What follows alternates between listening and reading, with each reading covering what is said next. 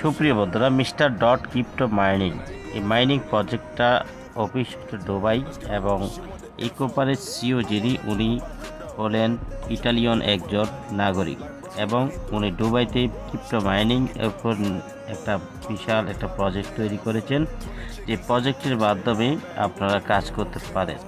এবং যে মাইনিংয়ের যে সিস্টেমটা হলো, এবং আপনি এই মাইনিংটা আপনি $250, $1000, $5000 তিনটা প্যাকেজ নিয়ে কাজ করতে পারবেন।